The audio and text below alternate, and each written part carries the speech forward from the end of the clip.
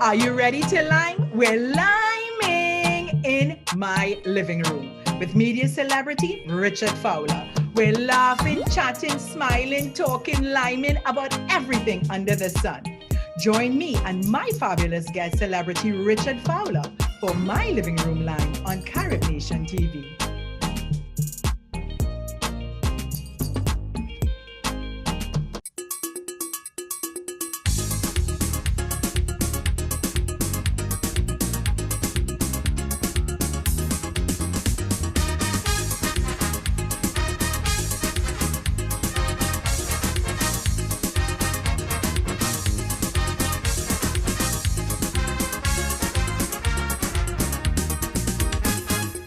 Hello, my name is Monique Marie McSween and welcome to My Living Room Lime.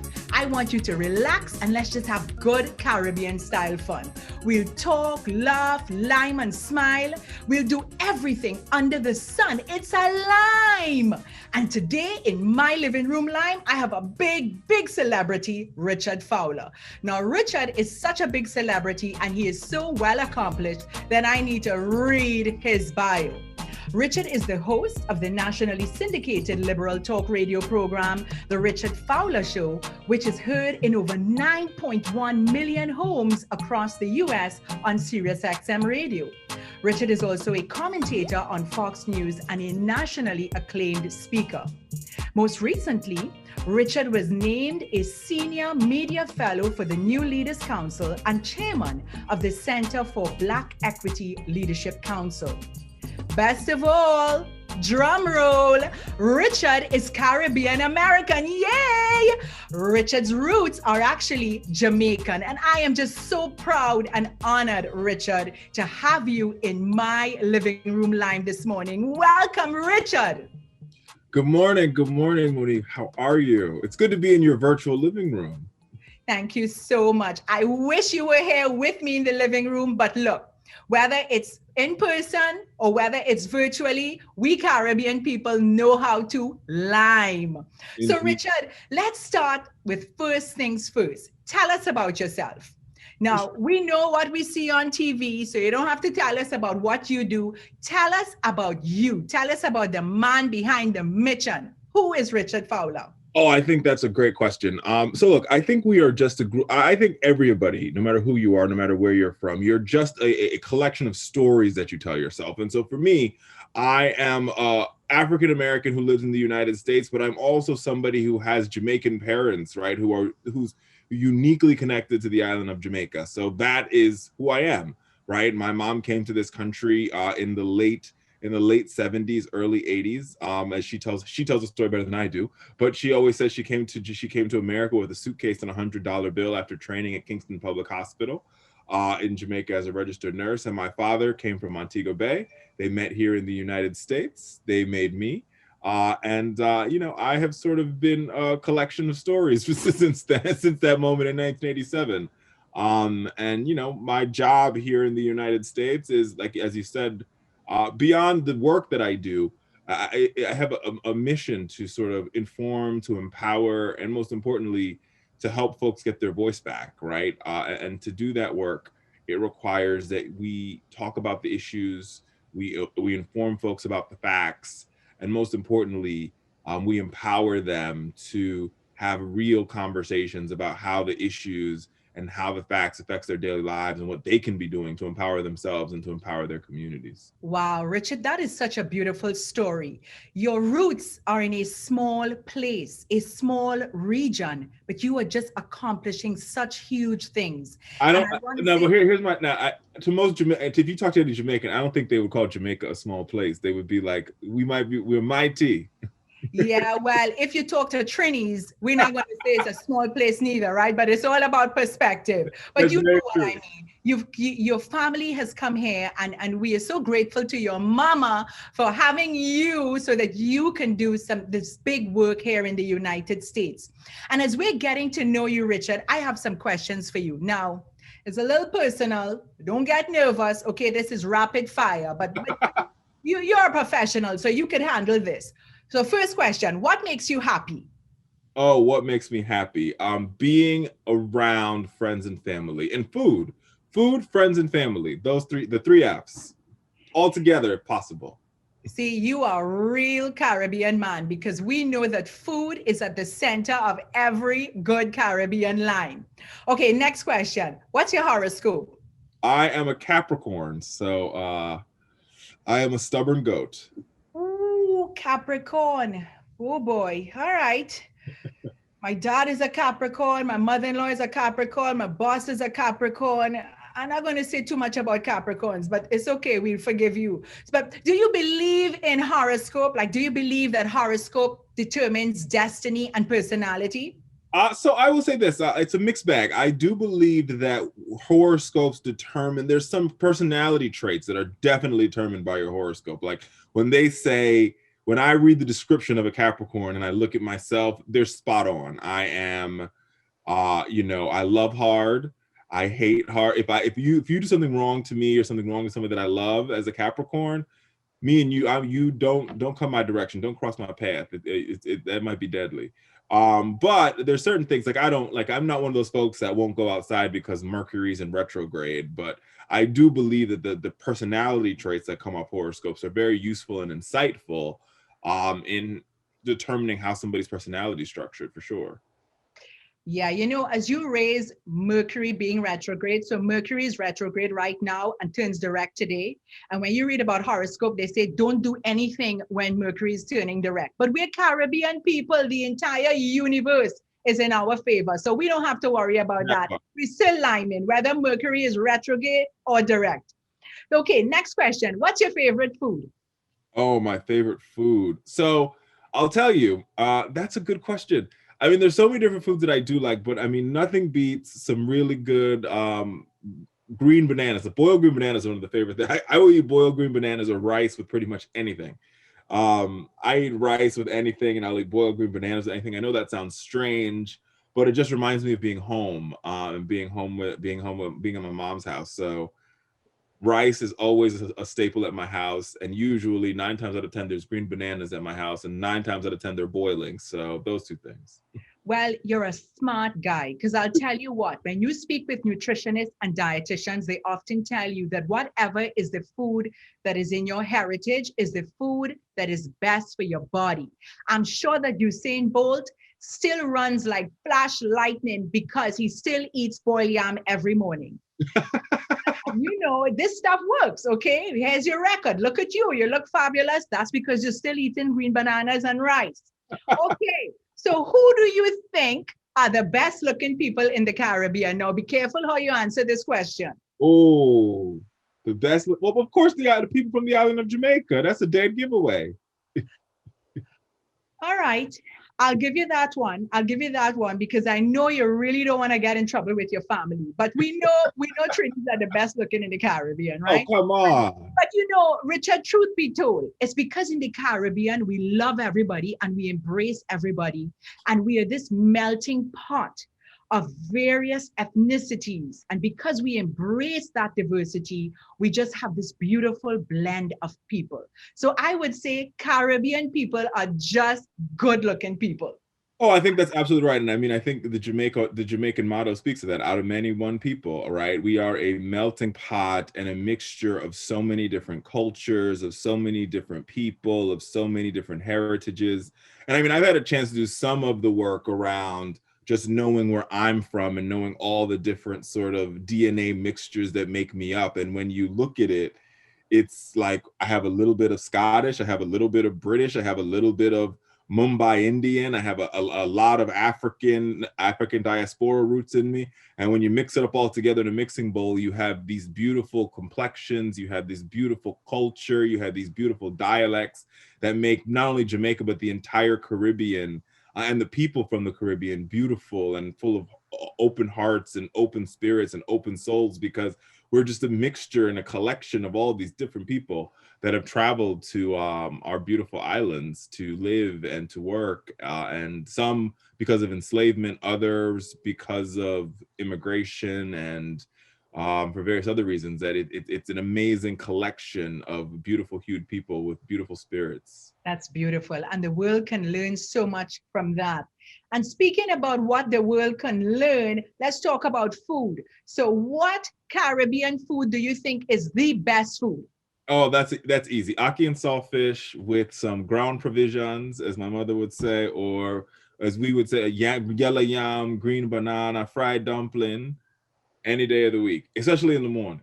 All right. We have to add to that stew, oxtail, pilau, and curry chicken. I'll give you some oxtail. My oxtail recipe. I can make some oxtails. My oxtails are pretty legendary. I mean, they're not as good as my dad's. My dad makes better oxtails than I do, but we're close. I'm giving him a run for his money these days. I've heard about your oxtail and I've heard about your jerk smoked chicken. So we need to talk about that in a minute. Now, speaking of the islands, if you had to be stuck on an island for 1 year, which right now in this pandemic may not be a bad thing, but let's just say you had to be stuck on an island for 1 year. I have 3 questions for you. Yes. You can only be stuck with one person. Oh. You can only eat one food. Now remember, this is 365 days for the entire year. And you can only watch one movie. Who would be the person? What would be the food? And what's your favorite movie for 1 year, 365 days? Ooh. I'm not sure about the person quite yet. The movie would likely be The Best Man. The Best Man in all of its sequels. So it's The Best Man Holiday, which are two of my favorite movies.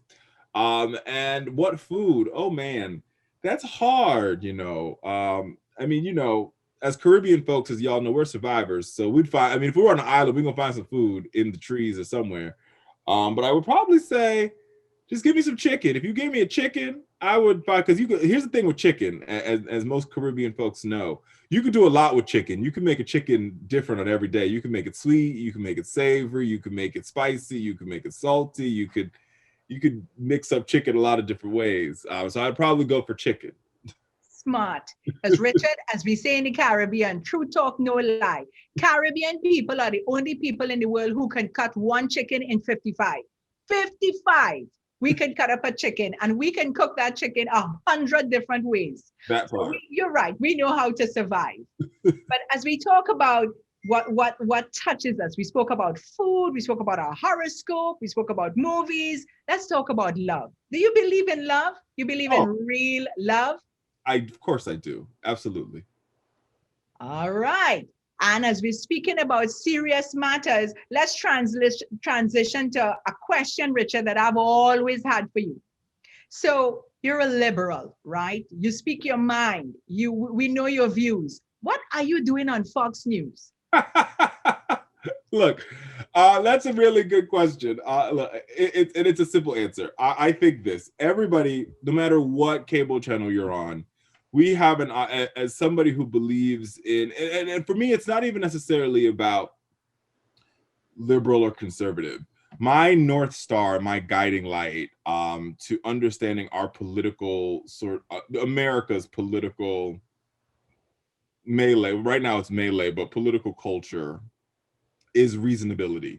And when I say reasonability, what I mean is this: can we come to the table, put aside our talking points, put aside our sort of polarized positions, and come to the table and figure out solutions for the American people, right? Whether that be solutions on immigration, whether that be solutions on economic issues, whether that be solutions on fixing our ailing transportation system, whether that be solutions to deal with this current global pandemic that we're in. How do we create reasonability?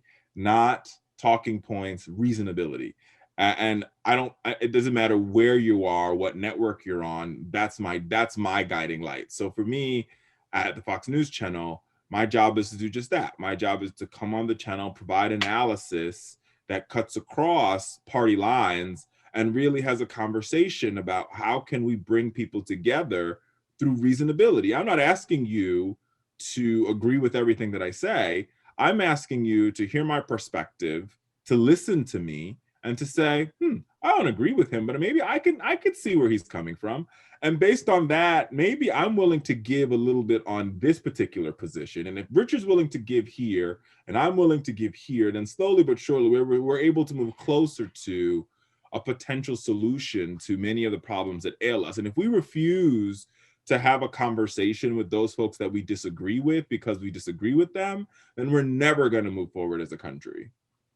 Absolutely, Richard. And that finding common ground, that bringing people together in such a way that the matters on which we disagree doesn't necessarily have to divide us, right? Because we are all in this together. We love this country. We want to live together. We want to see each other advance. If we can just take that message and take it to every corner of America, Richard, then you would certainly have accomplished a very big mission for this country.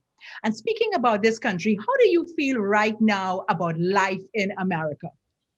Listen, I think life in America, while I think we're going through a very somber time because of the number of individuals that have lost their lives because of COVID-19, we're coming out of this. We're making this sort of slow but sure left turn, and we're turning this ship in the right direction. It's going to take time. It's not going to happen overnight. And we're moving in the right direction. And I think for people of color, people that look like you and I, Monique, the road ahead is not going to be an easy one. But I'm always inspired in our fight here in America by the Caribbean and by my ancestors and my ancestors and my cousins and brothers and sisters who live in the Caribbean, because of their ability to keep pressing and to keep moving and to keep going. And this, this ability to survive, not only to survive, let me go further, to thrive. Because what you see with COVID, I was literally having this conversation last night with somebody, is while COVID has hit people of color and Black people in America so hard, in the Caribbean, folks in the Caribbean continue to be living. So there's things that we need to be doing in America as people of color and Black people in particular that we could learn from Jamaican folks and Trinidadian folks. In Trinidad, they're like, yeah, we saw COVID and we are still living, and we're not dying at this rate. And it's how we live our lifestyle. It's the healthy living. It's this healthy lifestyle of living and enjoying life and having less stress. And when and I think you'll appreciate this. It's a saying that I've heard my mom used to say: when the music keeps, no matter if the DJ keeps the music, you still keep dancing. And I think that is something that you learn from when you're raised Caribbean. No matter what happens, you keep dancing. No matter when the DJ changes the tune, he might go from soca to reggae, but we're still dancing. And so that is something that I take with me and I carry with me. And hopefully it's something that we adopt here in the United States. And no matter what happens, we keep dancing. Richard, you have articulated that so beautifully. A friend of mine asked the other day, he said, what is it about Caribbean people? It must be that because you live in a place where there's sunshine every day and you're surrounded by turquoise waters, that you just have this outlook on life. And when I reflected, I realized that because we're on an island and we really have no place to run, it's not, you drive 4 hours or 8 hours to where, right? You have to really focus on the enjoyment of life. And that's what we do in the Caribbean. And speaking about the Caribbean, I have some rapid fire questions for you, right? So this is going to be fun, but let's see where your brain is as a real Caribbean man. So I'm going to just say a word and then you say the first thing that comes to mind. Okay, ready? Let's go. Right, let's do it. All right. Oxtail. Oxtails. Oh, butterbeans. Carnival. Costumes. Beach. Relaxation. Sunshine. My grandmother. Bacchanal. Bacchanal. Oh man. Trinidad. Good answer. Music. Reggae. Line. Trinidad. Another good answer. Love. Oh, man. Yeah, my great grandmother. Laughter. Family. That's beautiful, Richard, because that is really what it is all about. If we have learned anything from this pandemic, is that we are all one family. As I love to say, we have family, and then we have family, right? So you know in the Caribbean, family is your relatives, but family are those people who have come into your sphere, who have come into your world, and whether they are related to you by blood or whether life just brought them into your world, we all have a responsibility to love each other and uplift each other. I think I think that's so right. And you know, the reason my great grandmother comes up is for me as a child, my connection to the island, because you know, as somebody who was born here, my mom sent me back to, like, she's like, oh, you got to go to Jamaica for a summer, for a couple summers, months on end. We would go back, and we would always go to my great grandmother's house, who died when I was in high school, but she died at 101, so she was 101 years old. And strongest woman that I have ever met in my life, to the point where, like, we had to stop. We banned grandma from, like, climbing trees and doing her gardening at 100, because she was like, I'm gonna be out here gardening still. I'm like, grandma, because if you fall, nobody's gonna be out here to catch you. But what she always taught us was just that, Monique, is this idea that no matter who came to her gate, if somebody knocked on her gate and they asked her for food, or they asked her for clothes, or they asked her for help, she never turned anybody away. And she would always say, just like you said, if you came into my gate, you're my daughter or you're my son. And that mentality and that sort of giving is something that I have taken with me through my life. And that's something that I continue to do too. If you knock on my door and ask me for help, I'm going to help you, because that's just how I was raised. That is so beautiful, Richard. So beautiful. And 101 years old. That means you're going to be on this planet for a very, very long time, which means that we have a lot of alignment to do. I'm so excited. Absolutely. Let's end this wonderful line talking about your Caribbeanness. You know, there's so much to learn from the Caribbean region. And we spoke about love and laughter and the enjoyment of life and embracing everyone, of loving diversity. And, you know, as we look at all that we have learned from our Caribbeanness, we can apply that in various ways and in various aspects of our life. So let's end this line by talking about how you apply your Caribbeanness to your life and your career and your business, just so your approach to life as a whole. Oh, well, listen, I'm the hardest working man. Folks who know me well knows that I'm hard working. I have multiple jobs, always multiple streams of income, which is very much a Jamaican thing. I think it's a stereotype, but it's a proud stereotype that I think we carry.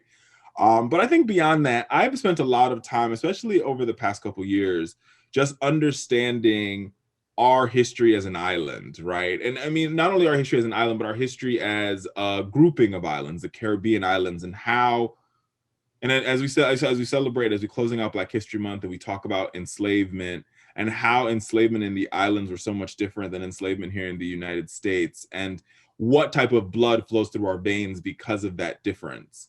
And what you don't hear in American history, or what you don't hear in America about slavery in the Caribbean. And what part of that is this amazing strength and this sort of, and you'll appreciate this, Monique, like we are a people that do not believe in going along to get along. We will rage against the system.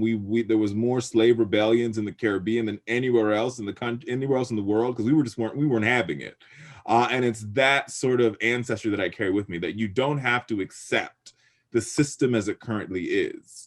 My ancestors didn't accept the system as it currently is. My grandparents didn't accept the system as it currently is. They fought back against oppression and racism. And as a result, they created, both in Trinidad, both in Jamaica, where both in St. Kitts and Nevis, they created these cultures where when you looked around, the power structure was all people of color, right? And that is something unique in the world, right? Where the doctor is Black, the mayor is Black, the prime minister is Black, everybody around you is a person of color. So when we sit here in America and we have these conversations around white supremacy, and we have these conversations around how we break down power structures, my viewpoint on it is different because it's shaped by my mom's viewpoint on the world and the Jamaican viewpoint on the world, which is a viewpoint that you don't have to kowtow to power because we have power. Because when you go home and you get off the plane in Jamaica, everybody in authority looks just like me.